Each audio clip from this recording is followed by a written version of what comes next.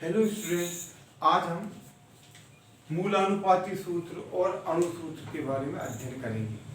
तो मैंने आपको बताया था कि जो मूलानुपाती सूत्र है किसी अणु में उपस्थित परमाणुओं की वास्तविक संख्या को प्रदर्शित नहीं करता, बल्कि उनके सरल अनुपात को प्रदर्शित करता है। जबकि अणु सूत्र जो है किसी अणु में उपस्थित परमाणुओं की वास्तविक संख्या को प्रदर्शित करता है। अब देखो बेटा, अब मैं तुमको बता रहा था जैसे अणु सूत्र से मूलानुपाती सूत्र ज्ञात करना, तो मैंने लिखा C2H6। अब इसमें ये हुआ अणु सूत्र, इससे निकालना है मूलानुपाती सूत्र। तो इसमें से क्या होगा, इसमें कॉमन है 2, तो इसका मूलानुपाती सूत्र हो जाएगा CH3। ये हुआ मॉलिक्यूलर फार्मूला, ये हो गया इंपीरिकल फार्मूला, ये हुआ अणु सूत्र और ये हो गया मूलानुपाती सूत्र। अब क्या किया, 2 इसमें कॉमन था, इसको अपन ने कहा n, जो फैक्टर n है या 2 है इसमें कॉमन है। C6H6 इसमें कितना कॉमन है, 6 कॉमन है, तो इसका सूत्र हो जाएगा CH। फिर मैं लिखा C6H12O6, इसमें C6H12O6 इसका अणु सूत्र है, मॉलिक्यूलर फार्मूला है। हमें निकालना है इसका इंपीरिकल फार्मूला, मूलानुपाती सूत्र। इसमें कॉमन है बेटा 6, तो ये बन जाएगा CH2O, ये बन जाएगा CH2O। तो ये हुआ। अब मैंने एक और लिखा C2H6 और O, ये हुआ इसका अणु सूत्र, मॉलिक्यूलर फार्मूला। इसका हमें निकालना है इंपीरिकल फार्मूला। अब ये ध्यान रखना, इसमें कुछ भी कॉमन नहीं है, 2 ही है, 6 है, 2 इसमें से है पर इसमें नहीं है, तो इसका जो इंपीरिकल फार्मूला ये भी बनेगा C2H6 और O, ये बनेगा C2H6 और O। तो ये ध्यान रखना कि ये हम पढ़ रहे हैं अणु सूत्र से मूलानुपाती सूत्र बनाना। अब उल्टा इसका, मूलानुपाती सूत्र से अणु सूत्र बनाना। अब हम इसमें पढ़ेंगे कि इंपीरिकल फार्मूला से मॉलिक्यूलर फार्मूला, मतलब मूलानुपाती सूत्र से अणु सूत्र ज्ञात करना। मूलानुपाती सूत्र लिखा मैंने CH3। अब प्रश्न हुआ इसका अणु सूत्र क्या होगा। तो जब बेटा n यदि 2 है तो ये होगा C2H6, n बराबर 3 है तो होगा C3H9, n बराबर 4 है तो होगा C4H12। तो हमें क्या चाहिए बेटा, इसमें चाहिए हमें n। अब हमें n चाहिए, मतलब यदि हमें, फिर से एक बार समझो, यदि हमें मूलानुपाती सूत्र से अणु सूत्र ज्ञात करना है तो हमें n ज्ञात होना आवश्यक है। तो n ज्ञात करना आवश्यक है कि n क्या है, n वह फैक्टर है जो कॉमन निकला था।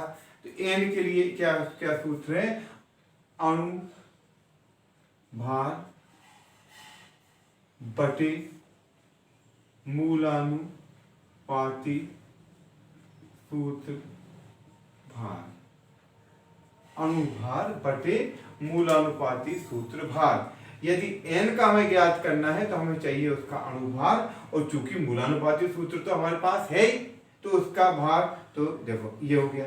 अब कई बार इसमें क्या होता है, एक सूत्र लगता है, अणुभार बराबर 2 गुणित वाष्प घनत्व, अणुभार बराबर 2 गुणित वाष्प घनत्व। चलो अब इसको मैं, ये सवाल आएंगे तो एक बार और समझाऊंगा। अब देखना, अणुभार यदि n बराबर 2 होता तो इसका क्या बनता बेटा, C2H6। यदि ये CH है, n बराबर 6 होता तो क्या बनता है इसका सूत्र, C6H6। CH2O यदि इसका इंपीरिकल फार्मूला है और n बराबर 6 है तो क्या बनेगा, C6H12O6। यदि हम n पता हो तो बस n का यहाँ भी गुणा कर दिया, n का यहाँ भी कर दिया, तो C2H6। 6 है, 6 का यहाँ भी गुणा कर दिया, 6 का यहाँ भी गुणा कर दिया, C6H6। ये 6 है, 6 हो गया, 6 दूनी 12 हो गए और ये 6 हो गए। ये हो गए मूलानुपाती सूत्र से अणु सूत्र ज्ञात करना। तो मूलानुपाती सूत्र से अणु सूत्र ज्ञात करने के लिए मूलानुपाती सूत्र से अणु सूत्र ज्ञात करने के लिए हमें n फैक्टर चाहिए। n फैक्टर ज्ञात करने में क्या चीज चाहिए हमें? n बराबर होता है अणुभार बटे मूलानुपाती सूत्र भार। n बराबर अणुभार बटे मूलानुपाती सूत्र भार। यदि अणुभार नहीं दिया है तो क्या देंगे? वाष्प घनत्व। तो फिर एक सूत्र लगाना पड़ेगा कि अणुभार बराबर 2 गुणित वाष्प घनत्व। फिर से इंपीरिकल फार्मूला से मॉलिक्यूलर फार्मूला ज्ञात करने के लिए मूलानुपाती सूत्र से अणु सूत्र ज्ञात करने के लिए हमें n फैक्टर चाहिए। n का मान ज्ञात करने के लिए क्या है सूत्र? n बराबर अणुभार बटे मूलानुपाती सूत्र भार। n का मान, अब यदि कई बार क्या होता है अणुभार नहीं दिया रहता तो अणुभार वर्ग की जगह क्या देते हैं? वाष्प घनत्व, वेपर डेंसिटी। ठीक, अब इसमें देखो बेटा ये हुआ। अब हमें पहली चीज आ गई कि इंपीरिकल मूलानुपाती सूत्र ज्ञात करना। अब हम सीख रहे हैं मूलानुपाती सूत्र ज्ञात करना। अभी हमने सीखा था प्रतिशत से सूत्र निकालना, अब सीख रहे हैं सूत्र से प्रतिशत ज्ञात करना। अब एक सवाल है, एक यौगिक में कार्बन 40% है, हाइड्रोजन 6.66% है और इसका वाष्प घनत्व जो है वह 30 है। चलो इसको ऐसा करता हूं, पहले छोटा सवाल कराता हूं। एक धातु है M जिसमें धातु है 70% और ऑक्सीजन है 30%। जो धातु है उसमें 70% ऑक्सीजन है, में धातु है और 30% ऑक्सीजन है। ये दूसरा सवाल है, यहाँ से मैंने लिखा है। अब इसमें देखो MO मेटल है 70% और O है 30%। फिर क्या ज्ञात करना है? इसका मूलानुपाती सूत्र ज्ञात करना है। इसका हमें निकालना है मूलानुपाती सूत्र या एम्पिरिकल फार्मूला। अब जरा समझना बेटा है क्या क्या करते हैं। पहला, दोनों के आगे उनके परमाणु द्रव्यमान एटॉमिक वेट रख देते हैं। तो हमें M का दिया हुआ है 56 और ऑक्सीजन का पता होना चाहिए 16। तो पहले क्या करेंगे कि पहला काम नंबर 1, पहला काम कि दोनों प्रतिशत को जोड़ते हैं। यदि यह 100 है तो शेष कुछ नहीं है।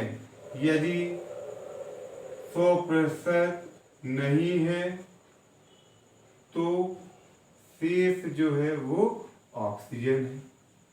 तो अब इसमें तो दिया है ये 70 और 30, कितना जोड़ हो गया बेटा? 100। तो इसका मतलब क्या है? शेष कुछ नहीं है। नंबर 2 है, ये आपकी डिस्क्रिप्शन में सब लिखा है। नंबर 2 क्या करेंगे? इनके परमाणु द्रव्यमान को इनके आगे लिख देंगे। धातु का परमाणु द्रव्यमान 56 है, ऑक्सीजन का परमाणु द्रव्यमान 16 है। ठीक, अब क्या करेंगे? प्रतिशत को डिवाइड करेंगे परमाणु द्रव्यमान से।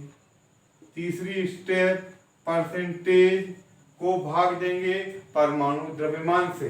70/56 बराबर 30/16 बराबर, तो मैंने यहाँ लिखकर बता है 70 और बटे 56, इसका मान आएगा 1.25 और ये आएगा 1.875। क्या क्या किया? सबसे पहले सभी को जोड़ा, यदि 100 आ जाता है तो ठीक है, और यदि 100 नहीं आता है तो शेष ऑक्सीजन है। सबको जोड़ा, यदि 100 आता है तो ठीक है, 100 नहीं आता है तो शेष ऑक्सीजन पहला हो गया। फिर इनका परसेंटेज को परमाणु द्रव्यमान से भाग दिया, परसेंटेज को परमाणु द्रव्यमान से भाग दिया। अब जो आया उसमें सबसे छोटी संख्या से सब में भाग दिया। अब बेटा ये 1.2 है, ये 1.8 है, कौन सी छोटी है ये, तो जब इसका सब में भाग मतलब 1.25 बटे 1.25 1.875 बटे 1.25 बराबर ठीक। तो ये कितना आया, ये हो गया 1 और ये हो गया 1.5, ठीक है, ये हुआ 1 और ये हो गया 1.5। अब फिर चौथा काम पूर्णांक बनाना। अब ये पूर्णांक नहीं है तो इसमें ऐसी किसी चीज का गुणा कर दो कि ये पूर्णांक हो जाए, तो पक्की बात है इसमें यदि 2 का गुणा कर देंगे तो ये पूर्णांक हो जाएगा। जब 2 का गुणा करेंगे तो जाएगा 2 और जाएगा 3। सूत्र क्या बना, m और o, m कितने हैं 2 तो जाएगा m2, o कितने हैं 3 तो जाएगा 3, मतलब मूलानुपाती सूत्र हुआ M2O3। क्विक रिवीजन क्या करते हैं, पहले परसेंटेज को जोड़ते हैं, यदि 100 है तो शेष कुछ नहीं है, 100 नहीं है तो शेष ऑक्सीजन है, पहला काम। दूसरा प्रतिशत को परमाणु द्रव्यमान से भाग देते हैं, ये आ गया। सबसे छोटी संख्या का सब में भाग देते हैं, यदि पूर्णांक आ गया तो ठीक है, नहीं तो पूर्णांक फिर बनाते हैं। पहला काम सबको जोड़ा, यदि 100 है तो ठीक है और नहीं तो शेष ऑक्सीजन है। दूसरा प्रतिशत को परमाणु द्रव्यमान से भाग दिया, यदि ये आया सबसे छोटी संख्या से सब में भाग दिया, यदि ये पूर्णांक है तो ठीक है और नहीं तो पूर्णांक हम बनाते हैं, ठीक। थोड़ा एक सवाल और इन्हीं से ही, ठीक है बेटा, आप देखना है ये लिखा हुआ है, एक यौगिक है, इसमें कार्बन 3 तत्वों से कार्बन और हाइड्रोजन, कार्बन दिया है 40% और हाइड्रोजन दिया है 6.66%। देखना बेटा है। अब ध्यान से देखो, दोनों का जोड़ क्या 100 है भैया, दोनों को जोड़ तो बहुत ही कम हो रहा है यार, ये तो केवल हो रहा है 46.6। इसका मतलब क्या हुआ, जो बची हुई है वो है ऑक्सीजन। ये 100% है तो शेष कुछ नहीं, यदि 100% नहीं है तो शेष क्या है ऑक्सीजन। तो बेटा कितनी हो जाएगी ऑक्सीजन, 100 में से इसको घटाओ तो 100 में से इसको घटाया तो ये आ गया 0.4, ये हो गया 3 5 53.4 53.4, ठीक है। अब कार्बन का परमाणु द्रव्यमान 12 है, हाइड्रोजन का 1 है और ऑक्सीजन का 16 है। सबके तो आपके पास लिखे हैं, कार्बन का 12, हाइड्रोजन का 1, ऑक्सीजन का 16। पहला काम कर लिया।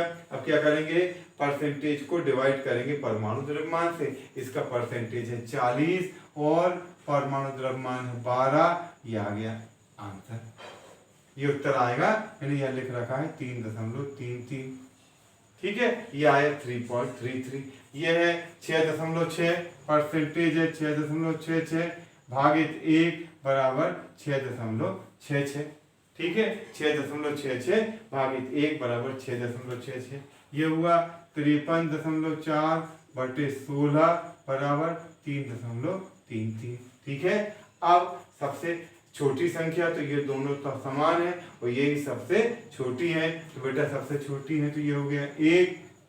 अरे सबसे छोटी संख्या का सब में भाग, तो 3.33 का 3.33 में ये आया 1, 6.66 में 3.33 का ये आया 2, 3.33 में 3.33 का ये आया 1। तो बेटा सूत्र क्या बना, CH2O, H कितने 2 और ये O। अब हमें निकालना है इसका मूलानुपाती सूत्र, जो निकल गया। और अब इसके बाद हमें ज्ञात करना है इसका अणु सूत्र। देखो फिर से एक बार क्विक रिवीजन, सबको जोड़ते हैं, यदि 100 आता है तो ऑक्सीजन अनुपस्थित, यदि 100 नहीं आता है तो शेष ऑक्सीजन। नंबर 2, परसेंटेज को भाग देते परमाणु द्रव्यमान से, अगला स्टेप, सबसे छोटी संख्या का भाग, अगला स्टेप, यदि वो पूर्णांक नहीं आती है तो पूर्णांक उसको बनाना। ठीक, अब इसके बाद, अभी मैंने इसके पहले बताया था कि हमें क्या चाहिए, n।